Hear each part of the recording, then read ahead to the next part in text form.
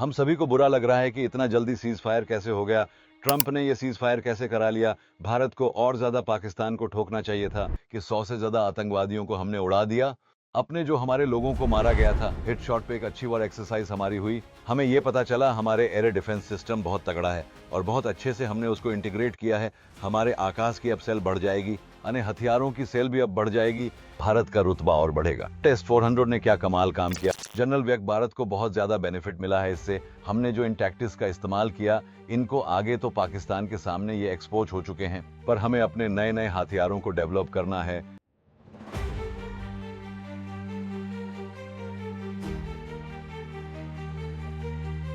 एक नई वीडियो के साथ आपका स्वागत है। आज हम लोग जानेंगे कि सीज फायर क्यों हुआ। हम सभी को बुरा लग रहा है कि इतना जल्दी सीज फायर कैसे हो गया, ट्रंप ने यह सीज फायर कैसे करा लिया। भारत को और ज्यादा पाकिस्तान को ठोकना चाहिए था। पर आप कुछ ऐसी चीजें नहीं जानते हैं जो कि बहुत ज्यादा महत्वपूर्ण है, और आपको लगेगा कि भारत की तरफ से इतनी बड़ी कार्रवाई की गई कि पाकिस्तान को मजबूर होना पड़ा। आपको क्या पता है कि पाकिस्तान के न्यूक्लियर हथियारों के जखीरे पे भी एक अटैक किया गया था और इस कारण से पाकिस्तान घुटनों पर आ गया इस एरेड के दौरान, जो कि 10 मई को हुई थी। हम बहुत सी चीजों पर डिस्कस करेंगे और क्या क्या चीजें थी जो कि पाकिस्तान को नुकसान पहुंचाया गया कि पाकिस्तान की कमर टूट गई। तो चलिए इसको शुरू करते हैं। डिटेल जानने से पहले मैं बता दूं कि ये सारी डिटेल बहुत से अखबारों में निकल कर आई हैं। कई डिफेंस जानकारों का कहना है, उन सभी को जोड़ते हुए एक मेरी तरफ से कहानी बनाई गई है। मैं उसका समर्थन भी दिए गए आर्टिकल से करूंगा और मैं आपको बताऊंगा कि क्या पॉसिबल कारण हो सकते हैं, और यही पॉसिबल कारण थे सीज फायर होने के। सबसे पहले हम लोग जानते हैं कि दुनिया के अखबारों में परसेप्शन जो बनाया जा रहा है उसमें पाकिस्तान को स्ट्रांग दिखाया जा रहा है। मेनली CNN और अल जजीरा की तरफ से पाकिस्तान को स्ट्रांग दिखाया जा रहा है और कहा जा रहा है कि भारत के एयरक्राफ्ट गिरा दिए, भारत को यह कर दिया। ऐसे कॉरेस्पॉन्डेंट के द्वारा फैलाई जा रही, ऐसे पत्रकारों के द्वारा फैलाई जा रही जो पाकिस्तान के अंदर रहते हैं, इन ऑर्गेनाइजेशन में काम करते हैं और पाकिस्तान की कॉरेस्पॉन्डेंट हैं, पाकिस्तान के प्रोपेगेंडा को फैलाते हैं इन अखबारों में। सबसे पहली बात कि जो विंग कमांडर शिवानी सिंह के बारे में कहा जा रहा है कि उनको पकड़ लिया गया है। शिव अरूर जी की एक रिपोर्ट आई है, या कह सकते हैं शिव अरूर जी के द्वारा कहा गया है कि उन्होंने उससे बात किया है, वो अपनी ड्यूटी पे है और ऐसा कोई भी चीज नहीं हुआ है। भारत के अंदर परसेप्शन बनना जरूरी है, परसेप्शन वॉर जीतना जरूरी नहीं है। जैसे कि पाकिस्तान के द्वारा जो आशल हुआ, उसके बाद उन्होंने अपन परसेप्शन वॉर जीतना जरूरी नहीं है। पाकिस्तानी लोग से खुश हैं और कहते हैं कि हमारी जीत हुई। ये उनका अब कैसा हो गया। जैकबाबाद में कहा जाता है कि F-16 रहते हैं और यहाँ पर अमेरिकन भी रहते हैं F-16 पे नजर रखने के लिए कि कहाँ के लिए उनको इस्तेमाल किया जा रहा है। खुल मिला के ये है, तो अमेरिकन सबको बंकर में जाना पड़ा। अमेरिकन के सामने एक भयंकर अटैक पाकिस्तान पर किया गया भारत के द्वारा, जो कि अमेरिकन को लग रहा होगा कि यार ये तो बहुत ज्यादा हो गया है। दूसरा जो अटैक एक हुआ था बुलारी एयरबेस में, और ये तब हुआ था जब पाकिस्तान में अपनी नेशनल कमांड अथॉरिटी, जो कि न्यूक्लियर वेपन्स के लिए जिम्मेदार होती है, उसकी मीटिंग बताया थी सुबह 8 बजे शहबाज शरीफ की तरफ से कहा गया कि बुलाई गई है।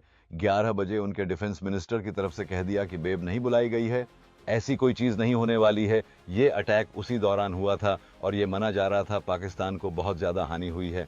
बुलारी एयरबेस में उसके एक हैंगर पे अटैक किया गया, जहां पर उनका एक अवैक्स कहा जा रहा है कि रखा हुआ था। साथ ही साथ कुछ 52 टेक्नीशियन और उनके पायलट थे। 40 पायलट अंदर थे, या 40 टेक्नीशियन या 40 लोग पाकिस्तानी एयरफोर्स के अंदर थे, 12 बाहर थे, और उसी में एक बिग कमांडर उस्मान का नाम भी लिया जा रहा है। उसमें यीहा ड्रोन को और टर्किश रोंगट ड्रोन का ज्यादातर इस्तेमाल किया गया।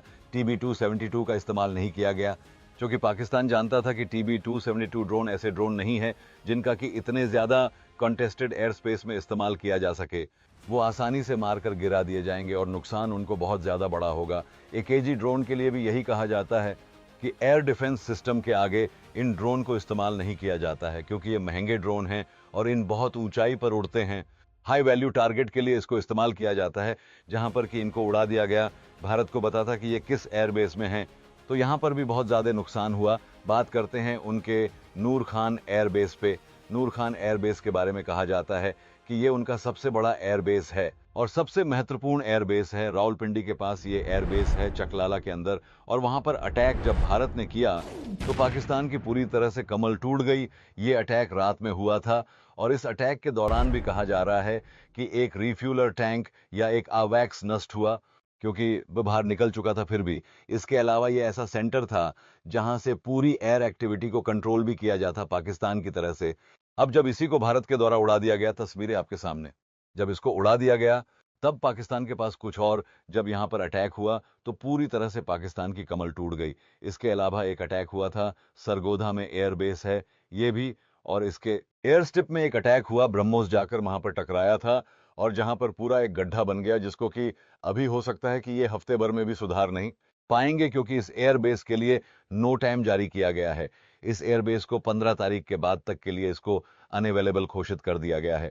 ये तो कुछ अटैक मैंने आपको बताए, 5-7 अटैक बताए। इसके अलावा 6-7 एयरबेस में और अटैक हुए थे, बताऊंगा तो वीडियो बहुत ज्यादा लंबी हो जाएगी। अब हम लोग बात करते हैं भारत को। ये पता चला भारत ने वहां पे जो उनके न्यूक्लियर वेपन जहां पे रखा रहता है किरना हिल्स में, जो कि सरगोधा के अंदर ही है, वो एक पहाड़ी है जिसमें कि टनल के द्वारा अंडरग्राउंड वेपन रखे गए हैं, न्यूक्लियर वेपन, न्यूक्लियर वॉरहेड रखे गए हैं। वहां पर उसके टनल के गेट पर जब हमने बम गिराया तब पाकिस्तान को लगा, और पाकिस्तान तुरंत अमेरिका के पास पहुंचा कि अब तो न्यूक्लियर वेपन भी जाने वाले हैं। उनके न्यूक्लियर वेपन की जो ब्लॉफ को इस बार भारत तोड़ ही देता अगर वो थोड़ा सा और एस्केलेट करते तो ये तो हो गया एक पहलू। इसके अलावा इंटेलिजेंस मिली थी अमेरिकन वाइस प्रेसिडेंट को कि कुछ बड़ा होने वाला है यहां पर, बट पर जैसे ही सीज फायर हुआ, चीन ने कहा कि हम पाकिस्तान के साथ है। इसका मतलब यह है कि चीन के द्वारा भी कोई ना कोई फंड खोला जा रहा था। अब तीसरी बात यह है यहां पर कि यह कहा जा रहा है कि भारत ने पहल करी, ऐसा नहीं है। बिल्कुल भारत पाकिस्तान कह रहा था इन देशों से कि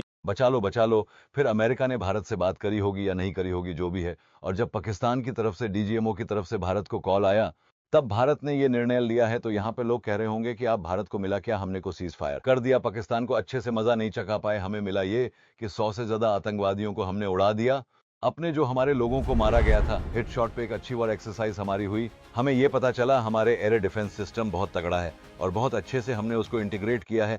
हमारे आकाश की अब सेल बढ़ जाएगी, अन्य हथियारों की सेल भी अब बढ़ जाएगी। ऐसे देश जो टर्की को पसंद नहीं करते हैं या टर्की से उलझे हुए हैं, जैसे कि ग्रीस, वो हमारे एयर डिफेंस सिस्टम को खरीद सकता है। जैसे आर्मेनिया भी हमारे डजा था, अब ये चुप हो जाएंगे कि पाकिस्तान जैसे देश को अगर 2 दिन के अंदर घुटनों पे भारत ला सकता है तो बांग्लादेश क्या है।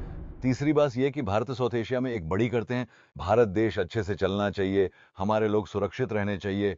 बस ये में मुद्दा होता है जनरल आदमी के लिए।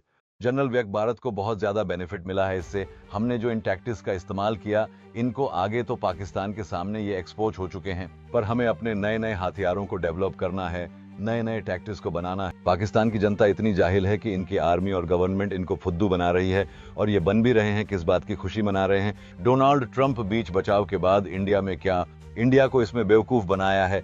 तो ऐसा कुछ नहीं है। दुनिया के सामने भारत का रुतबा और बढ़ेगा। टेस्ट 400 ने क्या कमाल काम किया। भारत ने अपने डिफेंस सिस्टम, वही पाकिस्तान इस मामले में भारत से कहीं ज्यादा पीछे है। धन्यवाद। इस वीडियो इतना ही